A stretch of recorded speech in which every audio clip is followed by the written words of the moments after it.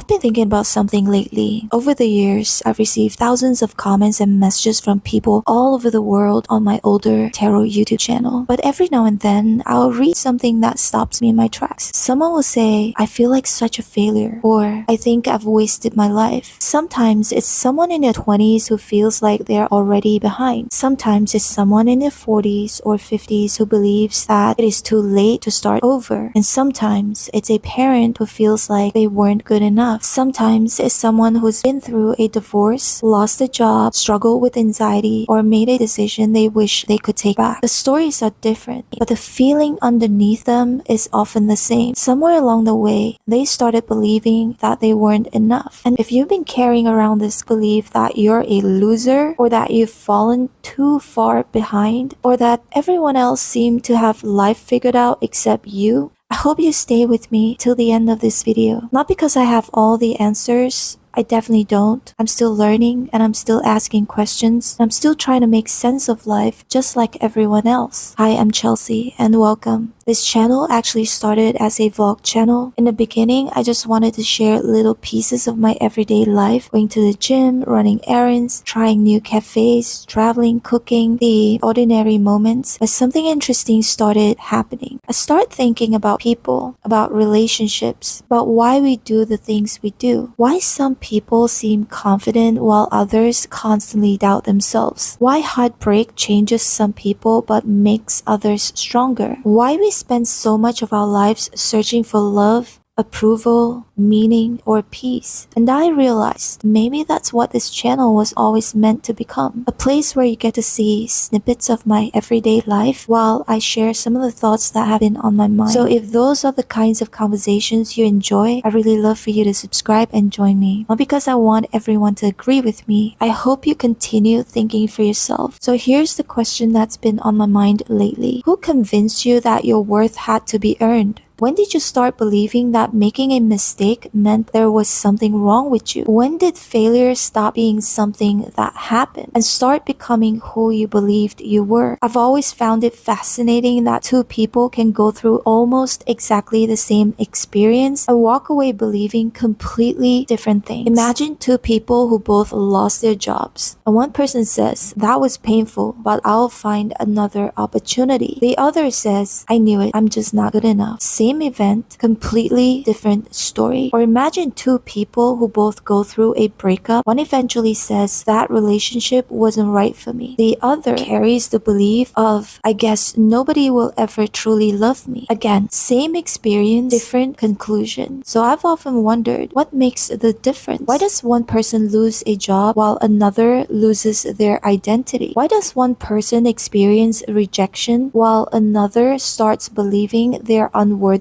of love? Our brains don't simply remember experiences, they interpret them. They're constantly asking, what does this mean? What story should I make out of this? And sometimes, the story we tell ourselves is far more damaging than the event itself. What story have you been telling yourself? Not the story you tell other people, the one that quietly plays in your mind when you're lying awake at night, the one that shows up after you've made a mistake, or when something doesn't work out, or when someone walks away. Because if we're honest, most of us have an inner voice. Sometimes it's encouraging, but for many people, it's surprisingly cruel. We would never speak to a close friend the way we sometimes speak to ourselves. If your best friend lost their job, would you say, well, I guess you're a failure? Of course not. If your daughter came home after failing an exam, would you tell her, I knew you'd never amount to anything? I hope not. You probably comfort her. You remind her that one moment doesn't define her. You tell her that she is still loved, that she is still capable, still worthy of another chance. So why is it so hard to extend that same grace to ourselves? I've just been thinking about that a lot lately, and psychologists have some fascinating insights. One of them is something called negativity bias. It sounds complicated, but the idea is actually very simple. Our brains are wired to notice negative experiences more than positive ones. Imagine you receive 50 kind comments on a video, then one person leaves something hurtful. Which comment do you think your brain will replay? For most of us, it's the negative one. Not because we're weak, not because we're overly sensitive, but because our brains evolved to remember potential threats. Thousands of years ago, paying attention to danger kept our ancestors alive. And the problem is, our brains sometimes respond to emotional pain the same way they respond to physical danger. One rejection, one harsh criticism, one embarrassing moment, and our minds quietly file it away. Remember this. Don't let this happen again. The brain is trying to protect us, but sometimes it ends up imprisoning us instead. And then something else happens, especially when we're children. Children don't have the life experience adults have. They can't always separate what happened from what it means. If a parent is constantly stressed or emotionally unavailable, a child rarely thinks mom and dad must be going through a difficult season. Instead,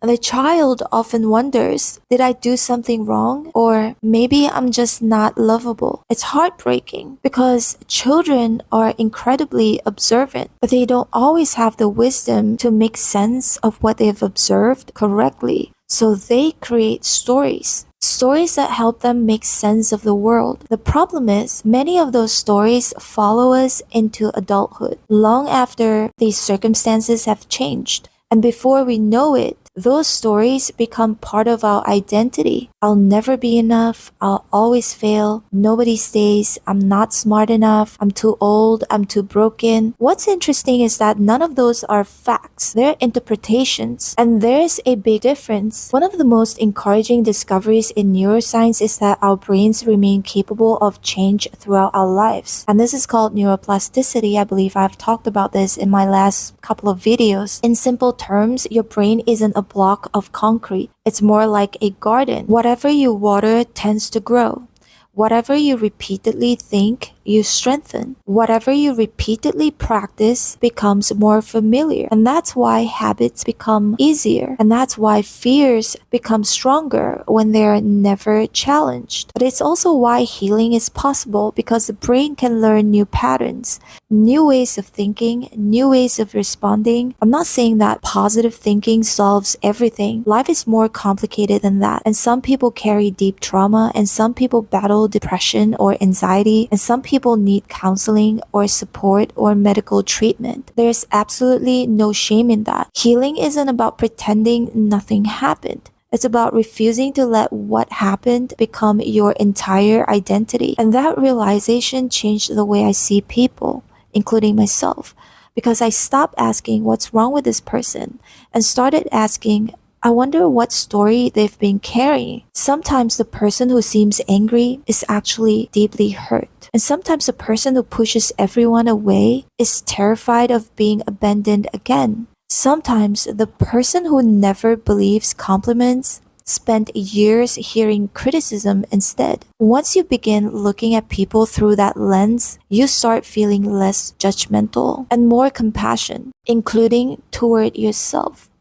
But even after learning all of this, I still found myself asking one more question. Psychology can help explain how we develop these beliefs. Neuroscience can explain how our brains change. But neither one tells me something I think every human heart longs to know. If my thoughts aren't always true, if my feelings aren't always reliable, then where does my identity come from? Who gets to define my worth? I've been wrestling with that question for a long time, and eventually it led me back to Jesus. One of the things I love most about Jesus is the way he looked at people. He had every reason to see them through the lens of their failures, but he didn't. When everyone else saw a woman defined by her past, Jesus saw someone worthy of compassion. He seemed to see something in people that they couldn't yet see in themselves. For me, one of the most life-changing verses in the Bible is found in the very first chapter of Genesis. It says that we are created in the image of God. I've thought about that verse many times, because if that's true, then your value existed before your achievements, before your career, before your relationship, before your biggest success, and before your biggest failure. Your worth wasn't something you earned. It was something you were given. That doesn't mean we never make mistakes. Of course we do. It doesn't mean we stop growing. We should keep growing. But it does mean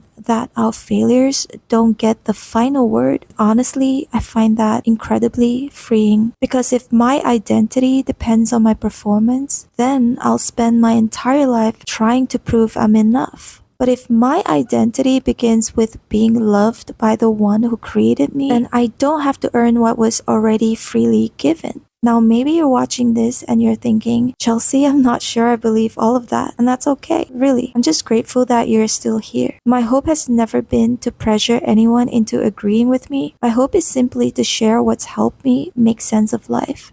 Thank you for spending this time with me. If you enjoy thoughtful conversations about psychology, relationships, faith, and what it means to be human, I'd love for you to subscribe and be part of this little community we're building. And I'd really love to hear from you in the comment box below. I'll see you in the next video. God willing, take care and God bless.